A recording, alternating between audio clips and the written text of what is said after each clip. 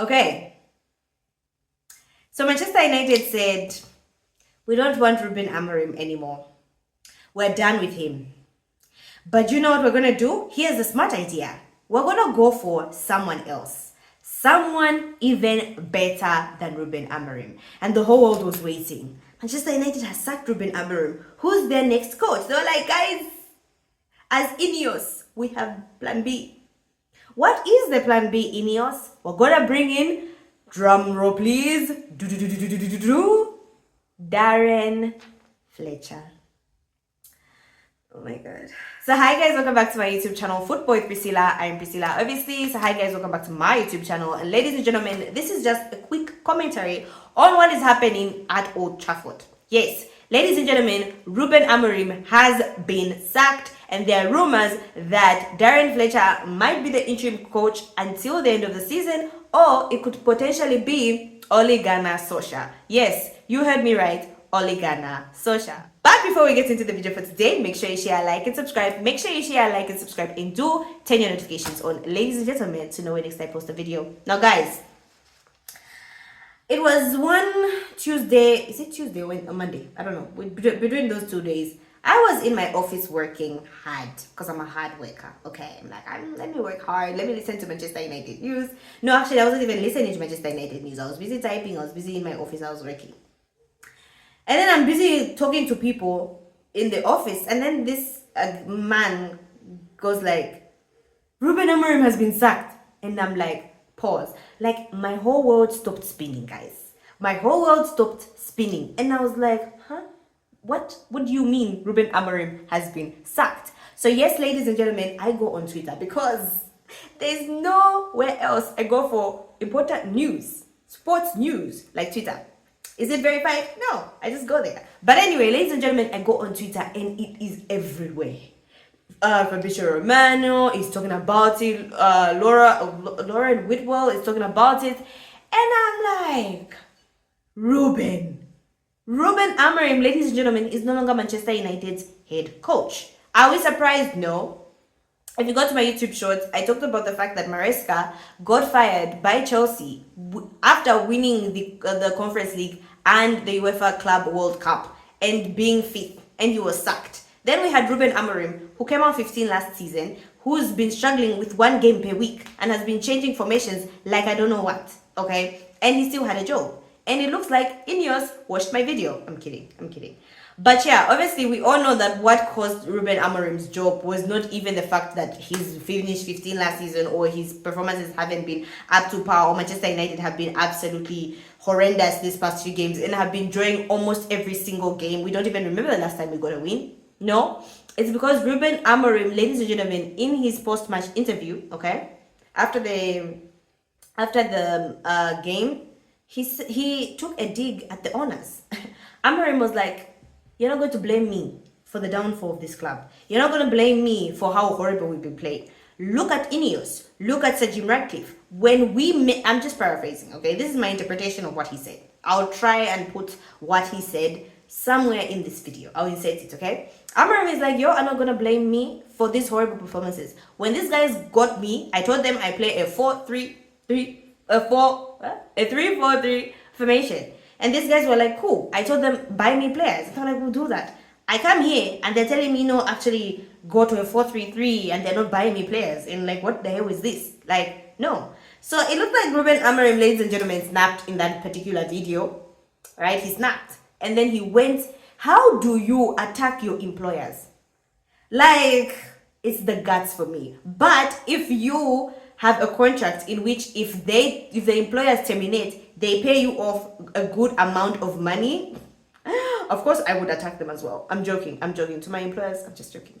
All I'm saying is, I feel like Ruben Amorim was done with Manchester United. When he took the dig at the employers, at Ineos, at Sir Jim Ratcliffe, he just signed it off. He was like, you know what, whatever happens. I'm sure after that interview, he went home, deleted every draft he had about Manchester United, deleted every future plans he had for the future games, all the videos, all the tactics, he deleted them and went to sleep. Took a nice long bath, had a wonderful meal, watched probably a nice movie on Netflix. And probably the wife was like, Ruben, why are you sleeping late? Don't you have training tomorrow? I'm sure he was like, no, because I'm not going back there again. And yeah, he slept and woke up to the news that he was sacked, and he was like, peace out, suckers, give me my money. So ladies and gentlemen, right now Manchester United is at a place where we sacked Ruben Amorim. This is January. I'm making this video on the 6th of January. It will probably come out on the 7th or 8th of January, depending when I'll be done editing this video. We have no head coach. We have an interim where there are rumors saying that he might be the interim until the end of the season, which is May. And that interim is Darren Fletcher. If you thought Manchester United has hit... Wow, why am I with that pen? It looks aggressive. If you thought Manchester United has hit rock bottom, you guys have seen absolutely nothing. We are not even under rock bottom. Fam, there's no rock and there's no bottom where Manchester United are. We are just below. Below what? I have no idea. There's no rock and there's no bottom for us. We're non-existent at this point. Because what do you mean Darren Fletcher is our interim coach until May? So I'm like, okay, cool. Priscilla, calm down. Because probably Ineos is doing this just to calm us down. Guys, Ineos is like, no, actually, we might go for someone even better. I'm like, okay, this is reviving my hope in them. They want Sasha. The comedy writes itself. And I know people are like, but Priscilla, you're just complaining. Who would you want them to bring? Here's an idea. For me, personally, if we could manage to bring him out, for me, I've been saying this for a long period of time. I want Zebri at Manchester United as a Manchester United head coach. Yes, I would want Zebri. And I know a lot of people are like, no, he doesn't fit. Manchester United is too big of a club. I get it, but I would still want Zebri. I just prefer him to everything else that we have. So, yeah. But also, a part of me likes Zebri. I wouldn't want him to come to Manchester United and ruin his career. So here's the thing, ladies and gentlemen. What do I think about our club? And I know people are like, oh my God, you know, there are people that are attacking people who are actually happy that Ruben Amorim has gone. I am one of them. I gave up on Ruben Amorim when we played that Europa League game and we lost versus Tottenham. I was like, Ruben Amorim out, okay? I am happy because we were not showing any results. We were going from bad to worse. So I'm happy, okay? But I also did not have a plan B. Just like Ineos, we're the same. So yeah. My view of this whole entire situation is this, guys. And as long as Manchester United have Ineos, the Glazers, Sir Jim Ratcliffe as the owners of the club, we're going absolutely nowhere. And that's the truth. We're now a bottom side because we clearly don't have a board that understands football. We don't have a board that's football driven. They're more commercial driven. They're more money making driven, clearly.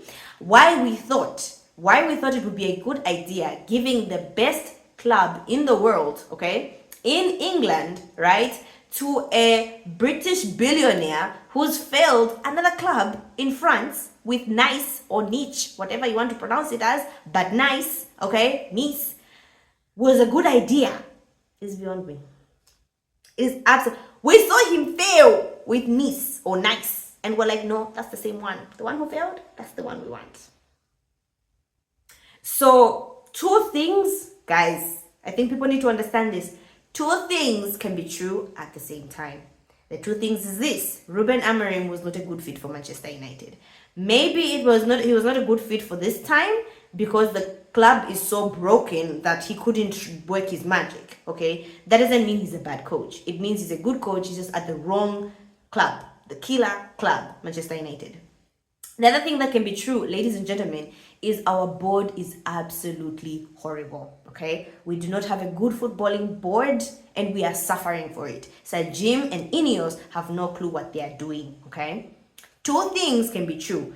I'm not giving Ruben Amorim 100% of the blame. I'm giving him 50, but I'm also giving 50 to Ineos. So Ineos should not think, oh look, the fans are happy. No, we're not happy. You guys are still there, okay? You guys also deserve the blame. Okay, this is partly your fault. If you guys saw that we can't continue with this guy, why did you allow him to enter into a new season and then buy players for him? In fact, buy players that some of which, wow, the English, oh my God, calm down, Priscilla. Why did you guys allow him to buy players, of which some of them he didn't want them? You just said no because of the direction we are going, so we're gonna decide this, right? And the guy was like, oh fine, I'll make do with what you guys have given. So, wow. That's a lot.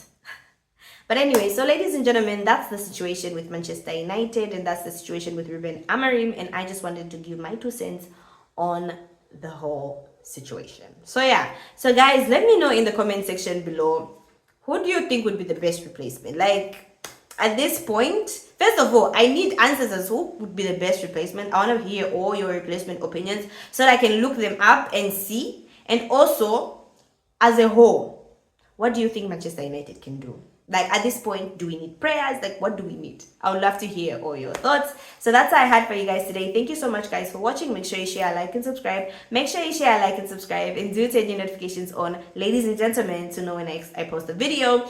And I just remembered I should have started with this. But ladies and gentlemen, we finally hit 700 subscribers, and I just want to say thank you to each and every one of you that supports this channel, that engages with this channel, and takes this girl seriously. I really do appreciate you guys. Bye guys. The road to 1,000 subscribers is on.